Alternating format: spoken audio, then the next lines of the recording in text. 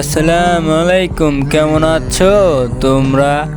আবার চলে আসলাম অবহিত বয়ফ্রেন্ড গল্প পার্ট 14 নিয়ে। তো শুরু করা যাক। বিয়ের 4 দিন আগে মাইশা এসে সবাইকে কার্ড দিয়ে গেছে, সাথে বলছিল আগে থেকে বিয়ে বাড়িতে থেকে যেন সব কাজ করে। সবাই রাজি হলেও মারুফের কারণে সবাই না করে দেয়। কিন্তু বিয়ের 2 দিন আগে কোনো কারণে মারুফ, শাওন, তিশা আরও কয়েকজন মিলে মাইশা বাসায় চলে যায়। মাইশা তো বেশ অবাক হয়েছে। মারুফ, আর অবাক হওয়ার মতো কিছুই নেই, সব কাজ করতে আসলাম। সে ছোটোবেলা থেকে একসাথে বড় হয়েছি, আমাদের একটা দায়িত্ব আছে না? মাইশা কিছু বলতে পারছে না, শুধু রাগে ফুঁসছিল, কারণ তিশা এমনভাবে মাফের সাথে গা ঘেঁষে দাঁড়িয়ে আছে দেখেই। মাইশা, তোমরা এসেছো, আমি খুব খুশি হয়েছি, চলো তোমাদের রুম দেখিয়ে দিচ্ছি। তিশা, আমার আর মাফের রুম কিন্তু একটাই হবে। মাইশা, কেন একটা হবে কেন? তিশা, কেন আবার একসাথে থাকবো তাই? মারুফ কিছু বলছে না। মারুফ পুরোপুরিভাবে জানে মাইশা আর যাই করুক তিশার সাথে থাকতে দেবে না। মাইশা, শোনো তিশা, তোমরা আমার মেহমান, তাই কিছু বললাম না, কিন্তু এভাবে না বলেও পারছি না, এটা ভদ্রলোকের বাড়ি।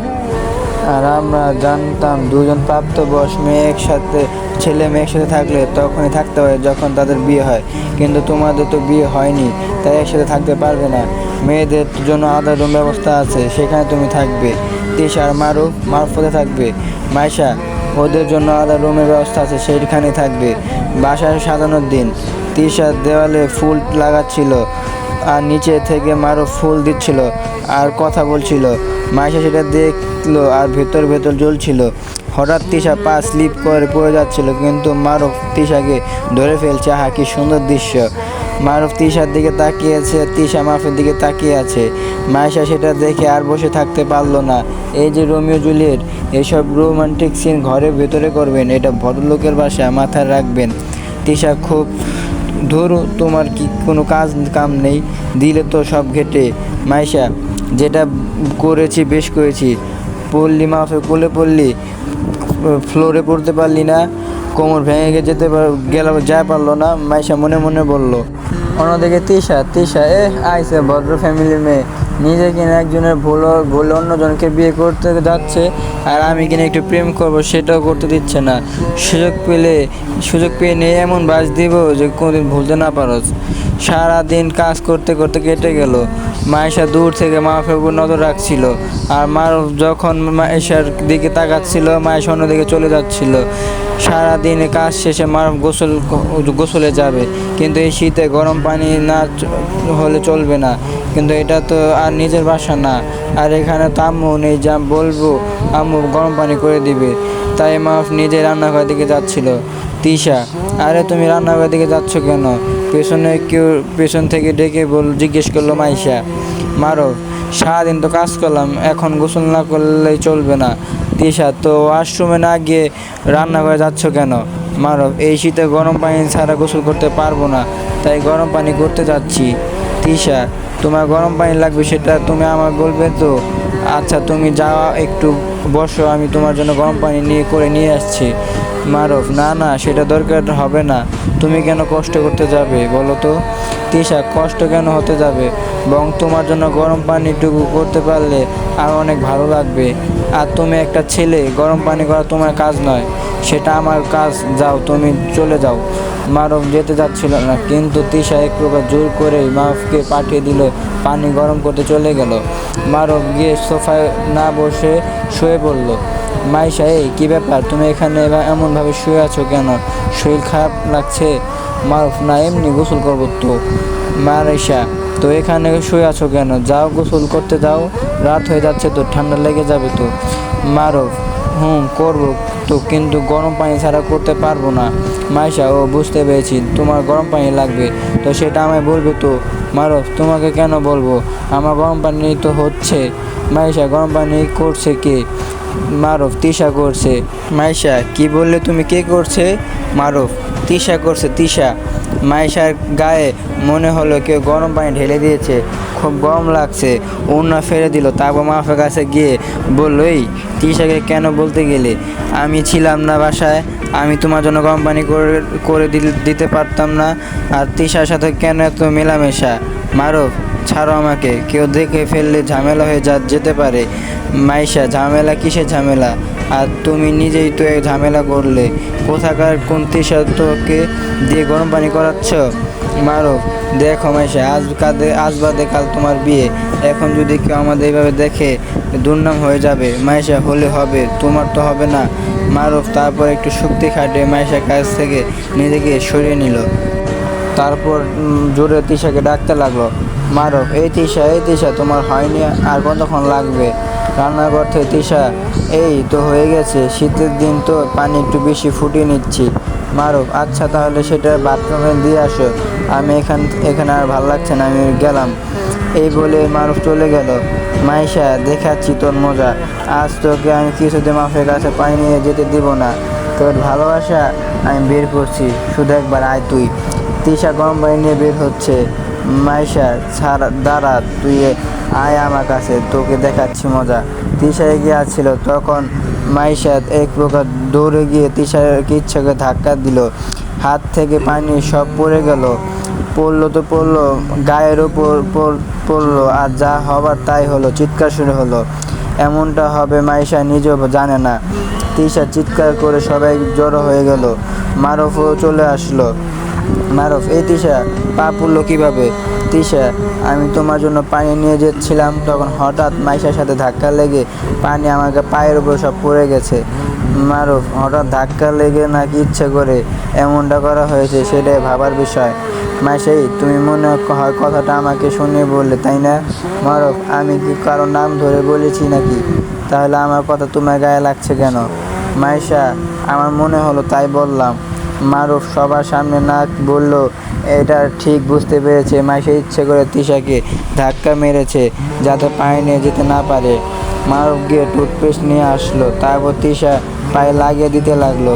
মাইশা দেখে আর বারবার নিজেকে দোষ দিচ্ছিল। তিশা তো অন্যরকম অনুভূতি হচ্ছে। পায়ে পেস্ট লাগানো হয়ে গেছে, চলো তিশা, রুমে গিয়ে শুয়ে থাকবে। তিশা উঠতে গেলে কিন্তু পায়ে ভর দিয়ে দাঁড়াতে পারছে না। তিশা, আমি হেঁটে যেতে পারবো না, আমার পা খুব জ্বালা করছে আর প্রচণ্ড ব্যথা করছে। মারুফ, এমন বলতে তো হবে না, তোমাকে তো তোমার রুম পর্যন্ত হেঁটে যেতেই হবে। শাওন, আরে তুই কোলে করে নিয়ে দিয়ে আয় না। তিশা, হ্যাঁ শাওন ভাইয়া একদম ঠিক বলেছেন, তুমি আমাকে নিয়ে রুমে চলো। মাইশা, আরে এতটুকু পুড়েছে, তাতে এত আধিক্যতা দেখানোর কি আছে? মারুফ, তুমি এর মাঝে একটা কথা বলবে না। মারুফ এমনই রাগ ছিল, তার উপর আবার এই রাগে আরও বেড়ে গেল। মারুফ তিশাকে কোলে নিয়ে গেল, আর তিশাও কি সুন্দর দু হাত দিয়ে মারুফের গলা জড়িয়ে ধরল। মাইশা এইবার আর স্থির থাকতে পারলো না, সেখান থেকে চলে গেল, আর যেতে যেতে নিজের মাথার চুলগুলো নিজে ছিঁড়তে লাগলো। মারুফ, এইবার চলো রুমে দিয়ে আসলো। তিশা, না আমি ছাড়বো না, তুমি আমাকে বিছানায় শুয়ে দাও আগে। মারুফ কোনো উপায় না পেয়ে তিশাকে বিছানায় শুয়ে দিতে গিয়ে তখনই তিশা বিছানায় ফেলেছে। এমনি তিশা টান দিয়ে মারুফকে নিজের উপর ফেলে দিল। তিশা তখন কেমন লাগছিল সেটা তিশাই ভালো বলতে পারবে। মারুফ তাড়াতাড়ি নিজেকে সরে নিল। মারুফ, সরি, আসলে আমি ইচ্ছে করে করিনি। তিশা, থাক, আর সরি বলতে হবে না, আমি জানি তোমার কোনো দোষ নেই, আসলে আমার ওজন একটু বেশি তো, তাই মনে হয় আমার ঝোঁক সামলাতে পাওনি। আর শোনো, তোমাকে আর গোসল করতে হবে না, তুমি গিয়ে হাত মুখ ধুয়ে নাও। মারুফ, হ্যাঁ আমিও সেটাই ভাবছিলাম, আচ্ছা তুমি রেস্ট নাও। আর শোনো, যদি খুব জ্বালা করে তাহলে আমাকে বলো, ডাক্তার কাছে নিয়ে যাব। এই কথা বলে মানুষ চলে আসলো। অন্যদিকে মাইশা নিজেকে নিজেই শান্ত রাখতে পারছে না, বারবার শুধু সেই ঘটনা মানে তিশাকে কুলে নেওয়ার ঘটনার চোখের সামনে ভেসে উঠছে। মাইশা একটা প্ল্যান করলো, মাফকে দেখার জন্য একটা নাটক করলো, তখন বুঝবে কেমন লাগে। মাইশা সিঁড়ি দিয়ে নামার সময় ইচ্ছে করে বসে পড়লো, তারপর ওরে মা ওরে বাবা ওরে চিৎকার করা শুরু করলো। এবার সবাই আসলো, মা দূরে দাঁড়িয়েছিল। মাইশার আম্মু, কিরে মা, তুই কীভাবে পড়লি? মাইশা, আরে বলো না আম্মু, আমি নামছিলাম, হঠাৎ পা স্লিপ করে পড়ে গিয়েছি, কি ব্যথা। মাইশা, আম্মু একটু দেখিস, শুনে চলবি তো, আজ বাদে কাল তোর বিয়ে, এমন সময় পা ভেঙে বসতি তাহলে কি হতো? চল রুমে গিয়ে দেখি কি হয়েছে। মাইশা, আমি একা যেতে পারবো না। আম্মু, ডাকো তোমার বোনের ছেলেকে ডাকো, আমি ওর কোলে উঠে রুমে যাব। মাইশা, ডাকতে হবে না, আমি এখানে দাঁড়িয়ে আছি। মাইশা, তো ওইখানে হাবলার মতো দাঁড়িয়ে না থেকে আমাকে কোলে নিয়ে রুমে চলো। শাহিন, কিন্তু আমি কি তোমাকে কোলে নিতে পারবো? আমি যদি পড়ে যাই? মাইশা, আমি অত কিছু বুঝি না, আমাকে তাদের রুমে নিয়ে চলো। শাহিন বেচারা কি করবে বুঝে পারছে না। মাইশা কোলে নিয়েই তো হেলদুল লাগলো, মনে হচ্ছে এখনই ফেলে দিবে। কোনো রকম নিজেকে সামনে নিয়ে কয়েকটা সিঁড়ি উঠেছে। ধপাস, মাইশাকে কোল থেকে ফেলে দিয়েছে আর নিজেও বসে পড়ছে। মাইশা, মা গো, বাবা গো, এবার আমার কোমর সত্যি ভেঙে গেল গো। ওদের এমন কাণ্ড দেখে সবাই হাসাহাসি করা শুরু করে দিল। মাইশা, হনুমান বাদর একটু শক্তি নেই তোর থেকে মারুফ অনেক ভালো। কি সুন্দর মাইশাকে কোলে করে নিয়ে রুমে দিয়ে আসলো, আর তোর কোলে চড়াই আমার ভুল হয়েছে। মাথা মোটা একটা এমনভাবে কেউ ফেলে দেয়, একটু হলেই তো আমার কোমর ভেঙে যেত। সবাই সেই থেকে হেসে চলেছে। শাহিন লজ্জা পেয়ে চলে গেল, কিন্তু মাইশা উঠে যেতে পারছে না। মারুফও নিচে দাঁড়িয়ে হাসতেছে। মাইশা, এই যে স্যার, এখানে আসার মতো কিছুই নেই, নিচে দাঁড়িয়ে না থেকে আমাকে কোলে করে রুমে দিয়ে আসুন। কথাটা শুনে মারুফ সেখান থেকে চলে গেল। রাতে খাবার খাওয়ার সময় সবাই চলে এসেছে, কিন্তু তিশা আসছে না। তাই মারুফ নিজে গেল তিশাকে ডাকতে। মারুফ, তিশা ঘুমিয়ে গেছো নাকি? ভালো খাবে না? চলো।